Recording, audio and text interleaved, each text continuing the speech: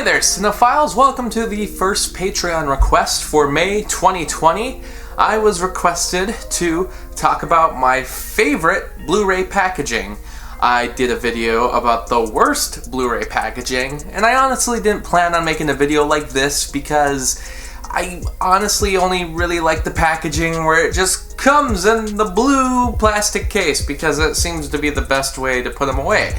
But I guess there are some variations on that packaging that I do kind of like for different reasons as far as Blu-ray, DVD, or other cases go. I'm going to talk mostly about Blu-rays, but there's going to be some surprises towards the end, so stick around if you want to see that. But here it is, some of my favorite Blu-ray and other home media packaging. Alright, so the standard best packaging by far is the standard plastic case, the jewel case, I guess, as some people call it. This is about as simple as it gets. Slim case, slim design, you can see what the movie is on the front, keeps the movie packed inside. If it's a 2-disc set, I like when they just do it like this. Works fine enough, and it's not too flimsy, it stays together well. The only unfortunate thing is sometimes they can break a little bit. In some cases, like the Disney cases, they have like a little lock thing on the side. Not nearly as bad as some of the DVD cases where they had those lock mechanisms, because those ones had to be ripped off, otherwise they were always a big annoyance. With the Disney packages they have now, you can fold them back, and then if you don't want to use them, you don't have to. But it's about as simple as you can get. Simple Blu-ray case. You didn't really need to change the design past that. But there is some variations I like of it, and that is the Criterion cases. I like the standard Criterion cases more than the typical Blu-ray cases for one reason only, and that's because with the Blu-ray cases they usually have the Blu-ray logo on the top. I just like when they don't have the Blu-ray logo on the top. I like when it just shows the movie. These look a lot nicer on the shelf than some of these other cases, especially since, you know, if you get a collection as big as mine, eventually you're not going to only have the simple plastic blue cases, so they're not all going to look uniform. I always like how these look on a shelf much better than these. Plus, these cases tend to be a little more sturdier, which is kind of nice. Some of these Blu-ray cases, they've gotten so cheap with them by trying to use less plastic that inside there'll be a little empty spot where they didn't put plastic. They'll just put a recycle logo there, as if you're supposed to recycle the case, or the case was made from recycled plastic. There are some variations on Blu-ray packaging that I kind of like. For instance, the Digibook. I do like the Digibook for the most part, for the simple reasoning being that it looks like a book. So if you have books, I guess you can put your movies next to them if you don't have too big of a collection. If you just have Digibooks, they will look nice next to your book collection. I have a giant movie collection, so I've never had to worry about it. But the nice thing is that the cases come with the contents that you can read through right with the case, where, you know, you're buying something used online and, oh man, is it going to have the extra contents? Yes, because it's all attached. Any person who's taking care of their cases should be able to send you the entire package complete.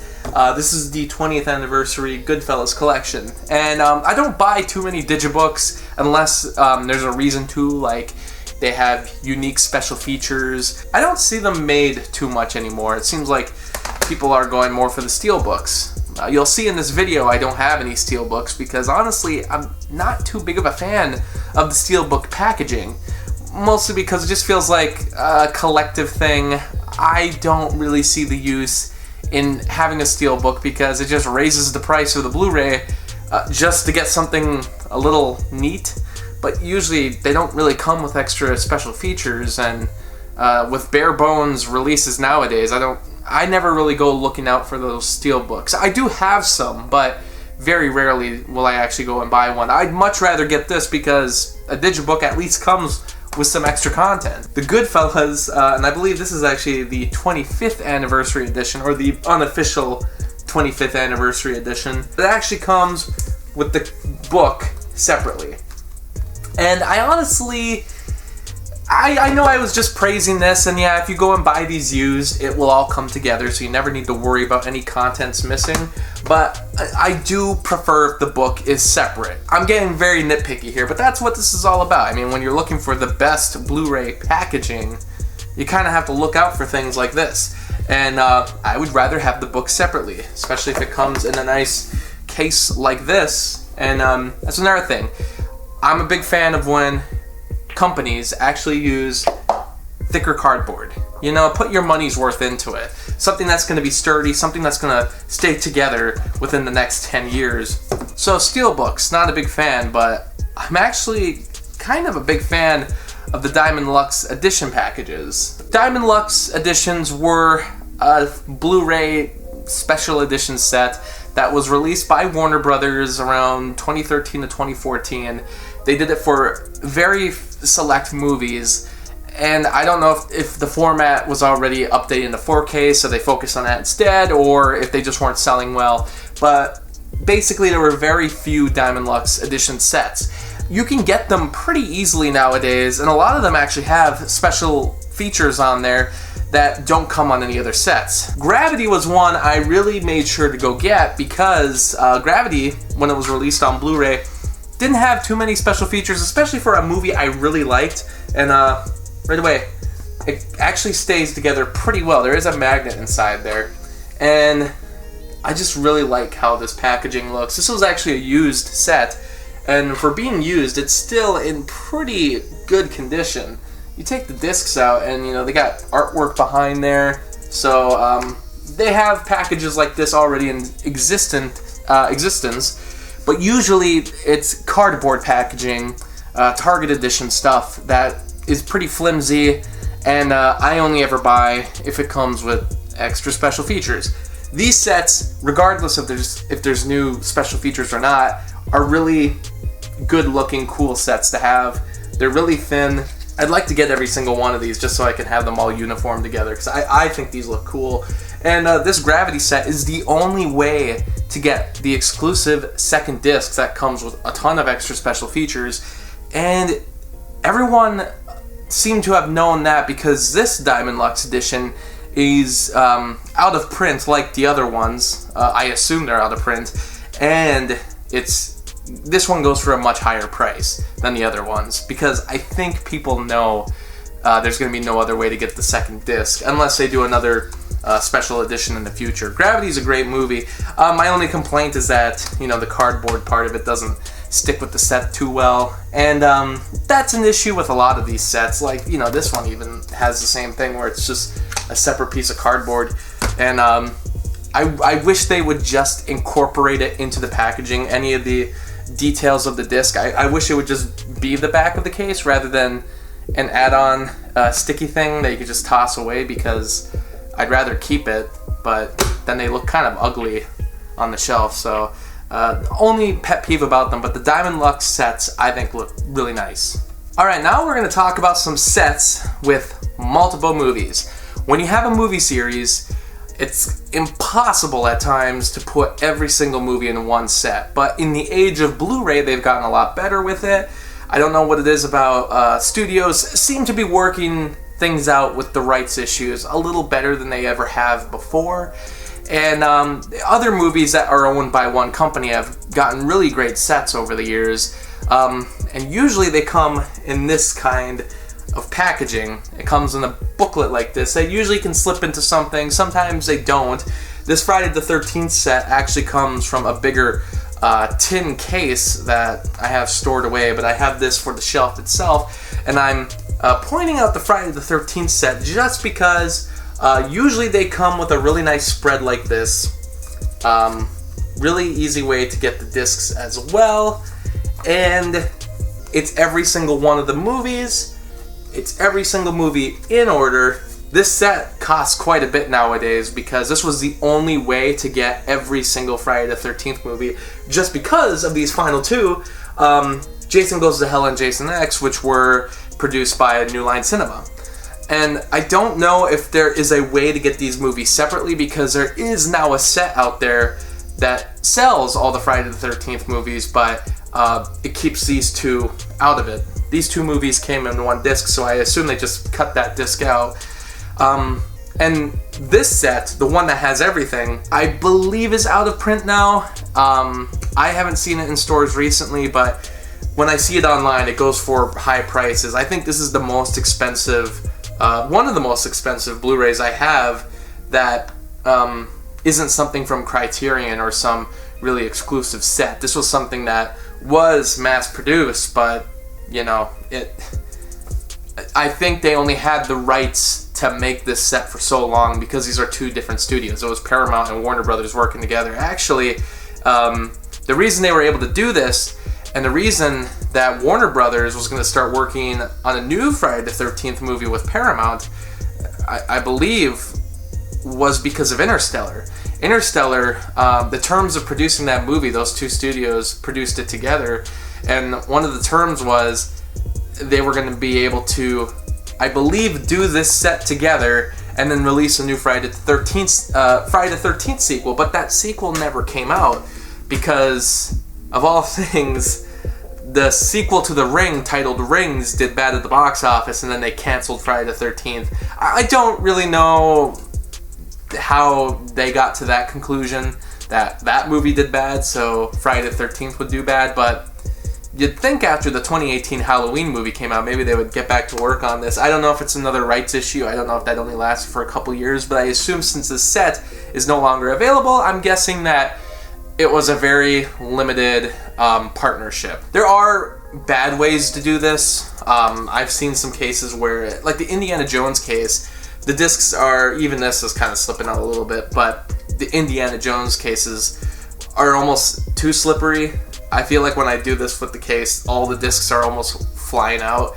And there's other ones like the Star Wars set from 2011. It was very similar packaging to this, but they didn't have it slip off in the sides. They actually had like inside the case where you had to like pick it out, and I feel like that is not going to be too resilient to scratching. But that's one way to do many movies on one set.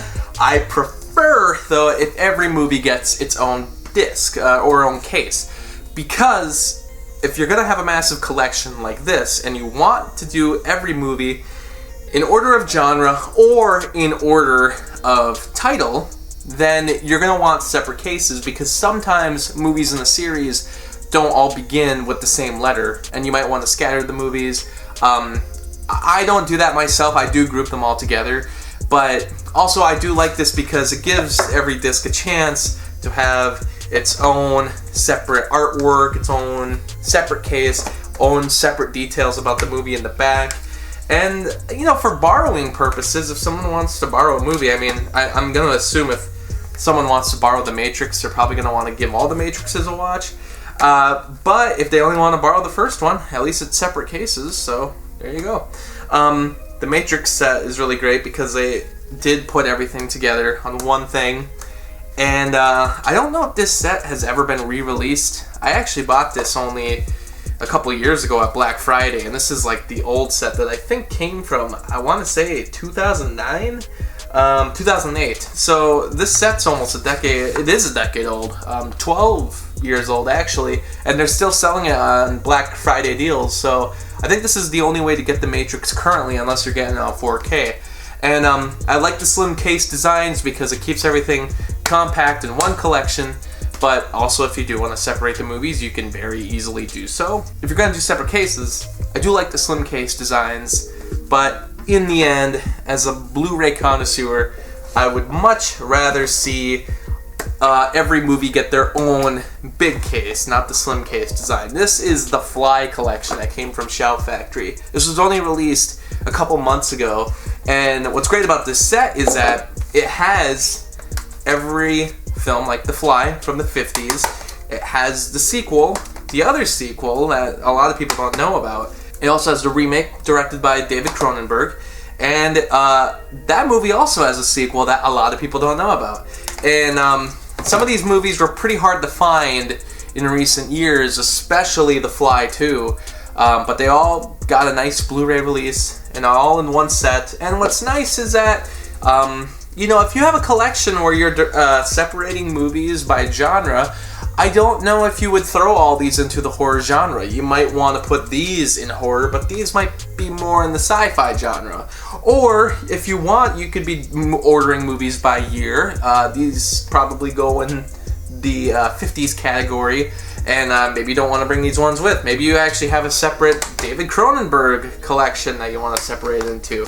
But what's nice is that every case still feels like its own special release, because it comes with a full case. It doesn't even feel like it comes with a part of a collection, but it does come with this box, and the box is super nice, extremely thick cardboard. There are some things I want to talk about that aren't necessarily Blu-ray, and one thing I want to talk about is VHS for a second. VHS commonly came with a clamshell case or with a cardboard case. And the cardboard cases were really nice because they were small, they just wrapped around the video cassette itself, very easy to organize and put on a shelf. And the clamshells are okay, usually you're grouping your Disney movies together anyway, so it was fine that they all chose to go the clamshell route.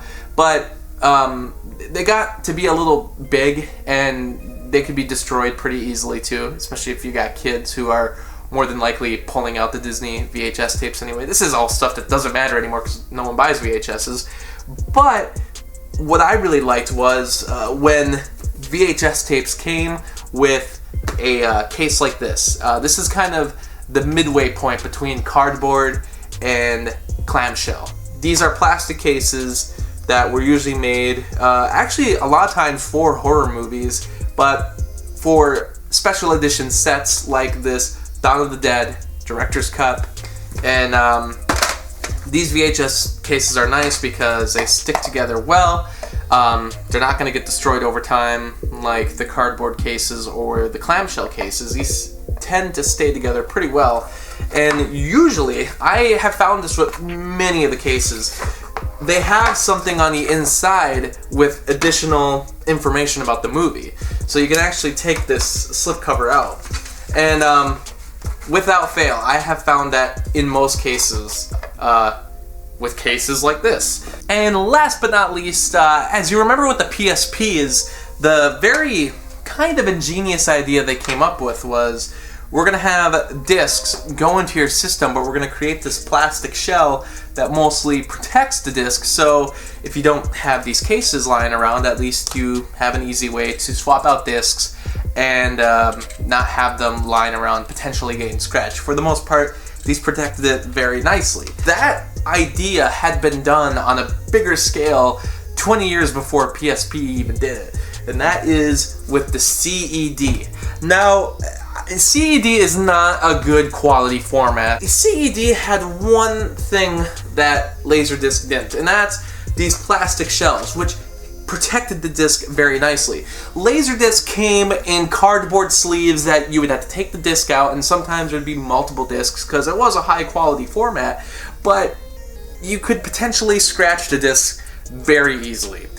They were like giant records that looked like a CD that you'd have to very carefully place in and out of the player. Let's face it, they were very susceptible to being scratched. CED, on the other hand, didn't really have that problem because the disc was inside this plastic shell, and this part right here, you would put it into the machine, and I wish I had a machine to show this. I actually don't own a CED player, but you would put it in the machine, and you would take it out, and then the disc is inside like that. And this part, when you slide this whole plastic thing in, you would like pull down this lever, and once you do that, you would pull this out, and then that part of the disc would be gone. It would be inside the player. And then when the movie was done, you could put this plastic sleeve back in there, and it would take the disc out. So essentially, the disc was never seeing your eyes or your hands. There was really no way for it to get scratched. Now, was it a good format? No. It was very bad. The quality was very bad. I have seen one of these machines in working condition before, and even on an old TV, they don't look very good. I don't think these discs have aged very well, but the one ingenious idea they came up with was to put the disc within this plastic sleeve. And I haven't seen any other format do that. And it kind of surprises me given how, you know, the DVD era especially was, you know, crazy for how often DVDs would get scratched. It would happen all the time, even if you took very well care of them. Blu-ray luckily had a better protective layer over the disc, so it wouldn't get scratched nearly as much, but still it would happen.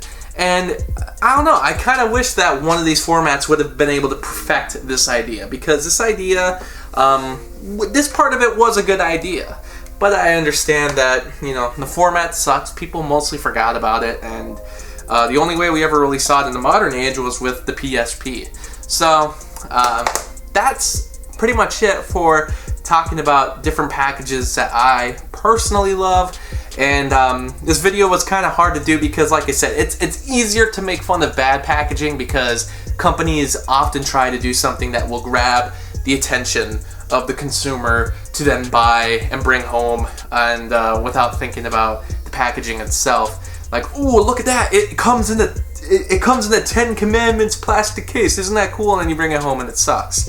But you know, good packages, like I said, the standard Blu-ray case works for me. But there's times where special packaging I kind of like, and I do have a specific way I want the movies to be ordered and put together in a release when it comes to many different movies or to a movie series. So, if there's anything in this video that you think should have been a part of this list, let me know. Tell me some of your favorite or worst Blu-ray cases, DVD cases, some of the things that you hate the most about DVDs and Blu-rays. And yeah, just give this video a like, comment, and subscribe if you want. I'd appreciate it. Thanks for watching, Cinephiles. Thanks to Lucas for this Patreon request, and thanks to all my Patreon supporters. For only $7, you can get your own monthly movie review. Ask me to review anything I haven't already. There's also other perks like blogs, exclusive videos, and early access. You can also follow me on Facebook, Twitter, and Instagram. And thanks so much for watching this video.